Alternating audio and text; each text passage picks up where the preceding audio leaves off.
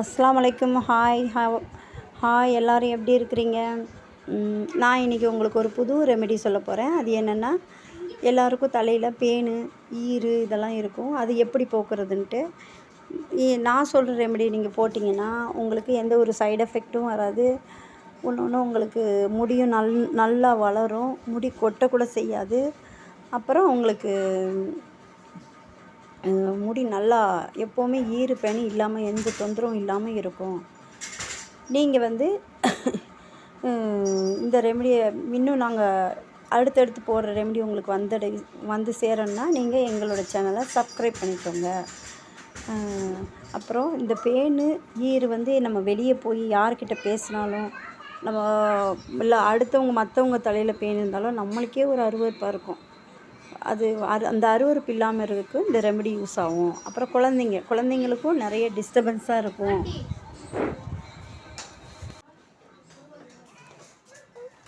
குழந்தைங்களுக்கு பள்ளிக்கூடத்தில் படிக்கும்போதும் விளையாடும் போதும் இந்த பேன் ஈறுனால ரொம்ப டிஸ்டர்பன்ஸ் அடைவாங்க.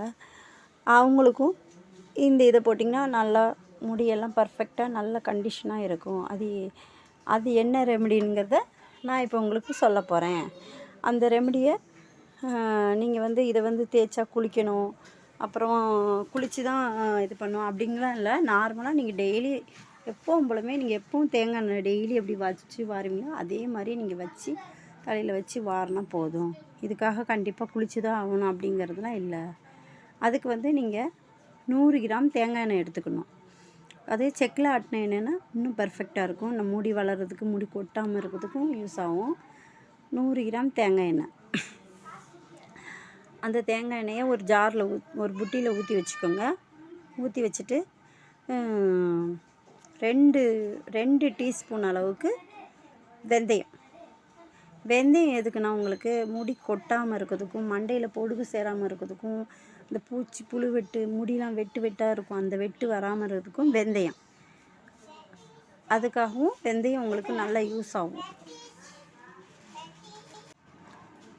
அதுக்காகவும் இருக்கும். இன்னும் முடி கொட்டாது, முடி மண்டையில் உள்ள சூடெல்லாம் தணிகிறதுக்கும் வெந்தயம்.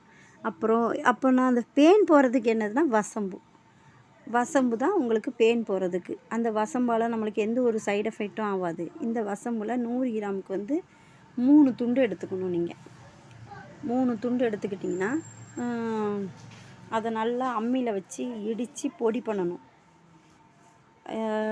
இப்போது நிறைய பேர் வீட்டில் அம்மி இருக்காது.